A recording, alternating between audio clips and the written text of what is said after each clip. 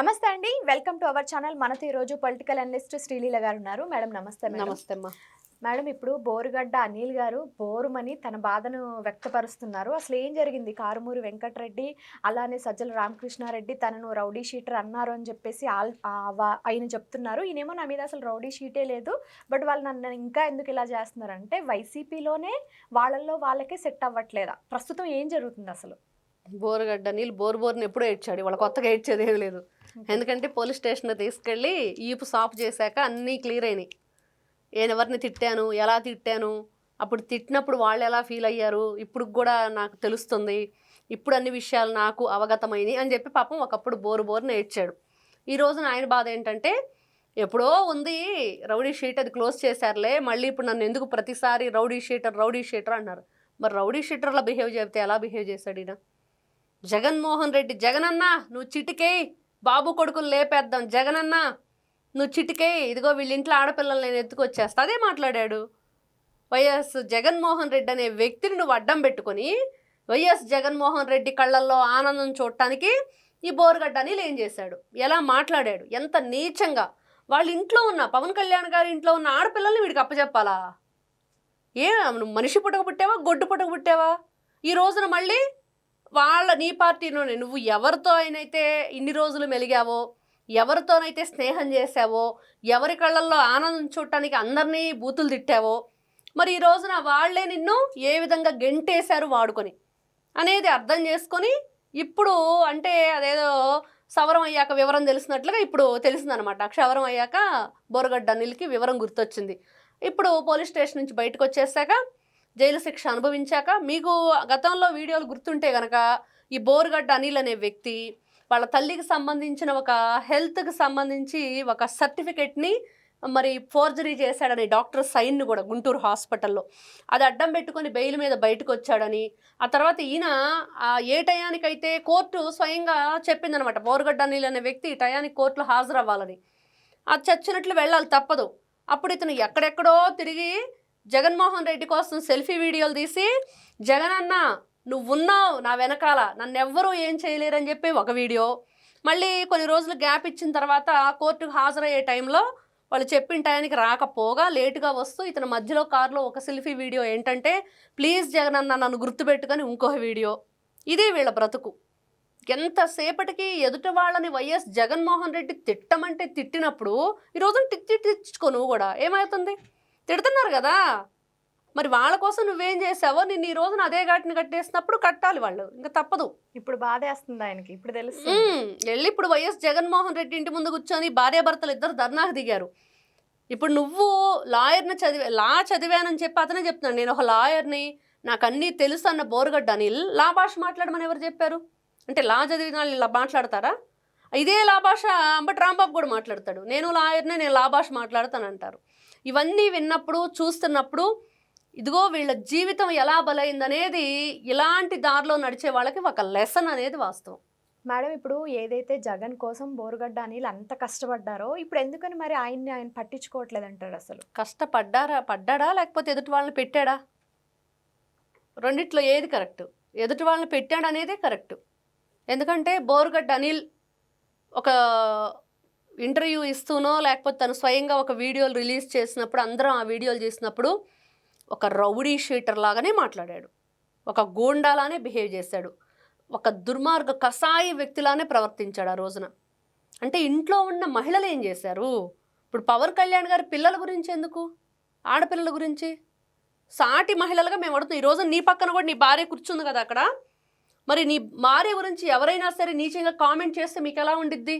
చిన్న పిల్లలు, వాళ్ళకి అసలు రాజకీయాల సంబంధం లేదు, ఇంట్లో మహిళలు, ఇది ఒక సికండి రాజకీయం అంటారు దీన్ని. సికండిలా మీరు బిహేవ్ చేస్తున్నారు కాబట్టి ఒక మగాడు నిజంగా మగాళ్ళలాగా ఎదుటి వ్యక్తిని నువ్వు ఎదుర్కొని నిలబడనప్పుడు రాజకీయంగా నువ్వు తలపడు, ఉన్న తప్పులేంటో చూపించు. నువ్వు ఏం అధికారంలో ఉన్నప్పుడు మీ జగన్ అన్న ఏం చేశాడో చెప్పు, ఈ రోజున కూటమి ప్రభుత్వం ఏం చెయ్యట్లేదో చెప్పు, లేదా ఆ రోజున నువ్వు మాట్లాడుతున్న ఏదైతే టీడీపీనో చేయట్లేదో చెప్పు. అంతే తప్పించి భార్యలేంటి, పిల్లలేంటి, ఇంట్లో ఉన్న వాళ్ళని తీసుకొచ్చి మీరు నీచంగా మాట్లాడినప్పుడు ఈ దిగజారుడు రాజకీయాలని సికండి కాక ఎవరు చేస్తారు? సికండి రాజకీయాలే అంటారు. మేడం ఇప్పుడు ఎవరైతే అనిల్ మీద ఇప్పుడు ఒక స్క్రిప్ట్ ఇచ్చారని చెప్తున్నారు కదా, ఒకప్పుడు అనిల్కి కూడా ఇదే స్క్రిప్ట్ ఇచ్చారంటారా? 100%. ఈ రోజున కారుమూరి వెంకటరెడ్డి ఏదైతే వీళ్ళిద్దరు ఫోన్ కాల్ నడిచిందో దానిలో ఇతను అడుగుతున్నాడు బోరుగడ్డ అనిల్, నువ్వెందుకు అలా మాట్లాడుతున్నావు అని. నాకేం సంబంధం లేదు, నాకు అసలు ఫోన్ చేయటం కూడా కరెక్ట్ కాదని కారుమూరి వెంకటరెడ్డి అంటున్నాడు. నువ్వు మాట్లాడావు కదా అందుకని ఆయన ఫోన్ చేశాడు. ఈ విషయానికి వస్తే అనిల్ ఎందుకు ఫోన్ చేశాడు బోరుగడ్డ అనిల్ కారుమూరి వెంకటరెడ్డికి? మాట్లాడాడు కాబట్టే కదా. నువ్వేం చెప్పాలి సమాధానం? ఏం చెప్తున్నాడు కారుమూరి వెంకటరెడ్డి? నా స్క్రిప్ట్ వస్తుంది, స్క్రిప్ట్ ప్రకారం నేను మాట్లాడతాను తప్పించి నాదేమి లేదురా బాబు, నన్ను వదిలిపెట్టి అంటున్నాడు. దానికి కారుమూరి ఈ బోరుగడ్డ అనిల్ ఏమంటున్నాడంటే, అయితే వైఎస్ జగన్మోహన్ రెడ్డి గారి చేత భారతీ గారి చేత నీకు ఫోన్ చేపిస్తే నువ్వు మాట్లాడవా నా గురించి అలాగా అని. అంటే చూడండి వీళ్ళ వ్యవహారం అంతా ఎలా నడుస్తుంది, ఎవరు వెనకుండి నడిపిస్తున్నారంటే ఇక్కడ వైఎస్ భారతి ఆవిడ పాత్ర ఉంది అన్నిట్లో. ఏమీ తెలియనట్టుగా సైలెంట్గా కూర్చున్నంత మాత్రాన ఆవిడ ఏదో అమాయకురాలని చెప్పి మేము ఎవరు అనుకోవట్లేదు. ఎందుకంటే సాక్షి ఛానల్ని ఎవరు ఈ రోజు నడిపిస్తున్నారు, సాక్షి పేపర్ని ఎవరు నడిపిస్తున్నారు, దాంట్లో నీచమైన కథనాలు ఎవరు రాస్తున్నారు, మహిళల గురించి అసభ్యకరమైన వ్యాఖ్యలు ఎవరు చేయిస్తున్నారు అంటే దాని వెనక భారతిరెడ్డి గారు ఉన్నారు. లేరన్నప్పుడు, మీకు సంబంధం లేనప్పుడు నిజంగా దానికి సంబంధించి నేనే కదా మేనేజింగ్ డైరెక్టర్గా ఉన్నాను, మరి కాబట్టి నేను బహిరంగంగా క్షమాపణ చెబుతానని ఆవిడ చెప్పాలి. వేసేల రాజధాని అని చెప్పి నీచంగా మాట్లాడినప్పుడు, లేదా వాళ్ళ ఛానల్లో పేపర్లో ఏదైతే వీళ్ళు నారాసుర రక్త చరిత్ర అని చెప్పి రాశారో, ఇంకా అంతకంటే దారుణమైన విషయాలు రాశారో, ఎన్ని కేసులు ఉన్నాయో ఈ రోజున చెప్పాలి. ఈ రోజున స్క్రిప్ట్ ప్రకారం వెళ్తుంది. అక్కడ దాకా ఎందుకమ్మా? ఈ పోసాని కృష్ణమురళి పచ్చి బుతులు మాట్లాడతాడు. దొరికిపోయి ఏమన్నాడు, అరే ప్లీజ్ నన్ను ఎవ్వరూ కొట్టద్దు, ఈ పోలీస్ స్టేషన్లో నేను తిరగలేను, ఈ కేసులు నా వల్ల కాదు, కావాలంటే వచ్చి సంతకాలు పెట్టి వెళ్తాను వారం, నాకు మాత్రం సాక్షి నుంచి స్క్రిప్ట్ వచ్చిందని చెప్పి చెప్పాడు. ఒప్పేసుకున్నాడు, క్లియర్గా చెప్పేశాడు. తర్వాత శ్యామల ఉంది, ఆ నెల్లూరులోనూ ఎక్కడో కర్నూలులోనూ బస్సు తగలబడిపోయి నైట్ టైం అందరూ కూడా చనిపోయినప్పుడు ఎవడో ఒకడు తాగేసి ఒక బైకు దాని కిందకు వెళ్ళిపోతేనే అది ఫైర్ యాక్సిడెంట్ అయిందని చెప్పేసి ఆ రోజున చూసినవో జరిగినవో చెప్పారు. ఆవిడేం వచ్చి చెప్పింది మీడియా ముందుకు వచ్చేసి, వీళ్ళు ఇచ్చిన స్క్రిప్ట్ పట్టుకొని, అబ్బెబ్బే ఇదిగో కూటమి ప్రభుత్వం అసలు దానికి టైం అంటూ లేదు, ఎప్పుడు మద్యం షాపులు ఓపెన్లోనే ఉంటున్నాయి 24 గంటలు 24/7, ఇంకా అందుకనే తాగేసి వాళ్ళు విచ్చలవిడిగా డ్రైవింగ్ చేసేస్తూ వచ్చి పడిపోయారని చెప్పేసి ఒక కథల్ని చెప్పేసింది. వెంటనే ఆవిడ మీద ఒక కేసు నమోదైంది, పోలీస్ స్టేషన్కి పోలీసులు విచారణకు పిలిచారు. వచ్చింది ఏం చెప్పింది, అబ్బెబ్బే అసలు నేను కనీసం ఆ బస్సు యాక్సిడెంట్ అయిన ఆ పాపం వాళ్ళను కూడా నేను పరామర్శించలేదండి, ఆ ప్లేస్కి కూడా నేను వెళ్ళలేదండి, నాకు సంబంధమే లేదు, దయచేసి నన్ను లాగొద్దు, ఏదో స్క్రిప్ట్ వస్తే చదివానని చెప్పి. ఇది వైఎస్ఆర్సీపీ పార్టీ వాళ్ళది. దేనికైనా సరే నిజానిజాలు తెలుసుకొని మంచి చెడు అనేది విచారణ జరుపుకొని మాట్లాడాలని జ్ఞానాన్ని మర్చిపోయి కేవలం సజ్జల రామకృష్ణారెడ్డో భార్గవ్ రెడ్డో ఇంకెవరో సమ్ పర్సన్ ఇచ్చారని ఒక స్క్రిప్ట్ పట్టుకొని చదివితే ఇది ఇలానే ఉంటుంది. అంటే ఇప్పుడు అనిల్ని దూరం పెట్టేశారంటారా పార్టీ? అవసరం ఎప్పుడో లేదంటారా? ఈ రోజున సొంత తల్లిని చెల్లినే పక్కన పడేశాడు జగన్మోహన్ రెడ్డి. ఏం చేశారు తల్లి చెల్లి? ఈయన జైలు నుంచి రాగానే మా జగనన్న వీరుడు సూర్యుడు ధీరుడు, మళ్ళీ మరో రాజన్న పరిపాలన ఇస్తాడు. మన కూడా ఎవరు చెప్తున్నారు పబ్లిక్ టాక్లో, ఆవిడ అంటుంది రాజశేఖర రెడ్డి కొడుకు అని చెప్పేసారు, లేకపోతే ఎవరేస్తారు ఓటు అని.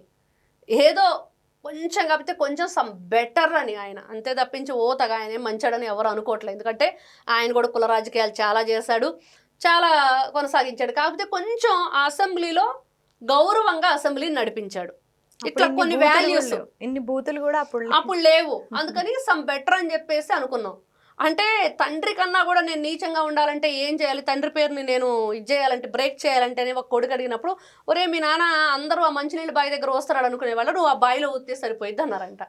అలాగే ఇట్లాంటి వ్యక్తి జగన్మోహన్ రెడ్డి, తండ్రి బావి పక్కన వస్తే ఈయన బావిలో ఊసే రకం. కాబట్టి ఈ రోజున ఎవరైతే బోరుగడ్డ అనలేని వ్యక్తిని మాత్రం వీళ్ళు వాడుకొని వదిలేశారు. ఇలాగే ఎవరినైనా చేస్తారు. కానీ ఈ రోజున వీళ్ళు ఎవరి కోసం పనిచేశారు? వైఎస్ జగన్మోహన్ రెడ్డి కళ్ళల్లో ఆనందం కోసం చేశారు. అలాంటి వాళ్ళు చాలా మంది ఉన్నారు. వాళ్ళందరికీ ఇది లెసన్గా వాళ్ళు తీసుకోవాలి. షర్మిల ఆల్రెడీ లెసన్గా తీసుకుంది, వైఎస్ విజయలక్ష్మికి ఒక లెసను, వైఎస్ సునీతకు ఒక లెసను. మరి వీళ్ళందరూ చాలా మంది ఉన్నారు ఈ లిస్టులో. ఎందుకు కదిరెల్లి గొడ్డలు కొనుక్కొచ్చిన దస్తగిరికి కూడా ఒక లెసను. ఇలా చెప్పుకుంటూ వెళితే ఇవన్నీ తెలుసుకొని వీళ్ళ ఎమ్మెల్యేలు కూడా వీళ్ళ పార్టీని వదిలిపెట్టి మాజీ ఎమ్మెల్యేలు వెళ్ళిపోయిన వాళ్ళు ఉన్నారు. ఒక అవంతి శ్రీనివాస, ఒక గ్రంథి శ్రీనివాస వీళ్ళ పార్టీ ఇన్ఛార్జీలు, లేకపోతే ఇంకా మరి రాజశేఖర ఎమ్మెల్సీలు వీళ్ళంతా వెళ్ళిపోయారు కదా గతంలో. వాళ్ళంతా ఏం చెప్పారంటే ఒకటే చెప్పారు, మేము ఇలాంటి రాజకీయాలు చేయలేము, చేసిన నాళ్ళు చేసాము, తప్పు తెలుసుకున్నాము, ఇంకా మమ్మల్ని ఇబ్బంది పెట్టొద్దని చెప్పి బయటికి పోయారు చెప్పి. మరి ఇలాంటి ఆలోచన కలిగిన వ్యక్తులు లేదా ఇలాగ ప్రవర్తిస్తే ఎదుటి వాళ్ళని బూతులు తిట్టాలి, లేకపోతే వాళ్ళని లేనివి ఉన్నట్లుగా కల్పించి చెప్పాలి అంటే యాక్సెప్టబుల్ ఎవరు కూడా ఉండరు దానికి. ఇలా ఈ రోజున జగన్మోహన్ రెడ్డి ఇలా ప్రతి ఒక్కరిని స్క్రిప్ట్ రాస్తాను, లేకపోతే వాళ్ళకి డబ్బులు ఇద్దాము, ఇలా చేయండి అలా చేయండి అని చెప్పేసి అంటాం. వీళ్ళు చివరికి వాళ్ళ చిక్కులు వాళ్ళే కొని తెచ్చుకొని డబ్బులతో ఇలా జగన్మోహన్ రెడ్డి ఇంటి ముందు ఒక బోరుగడ్డ అనిల్ లాగా బోరు నడవాల్సిందే. Thank you sir. Thank you. నమస్తే.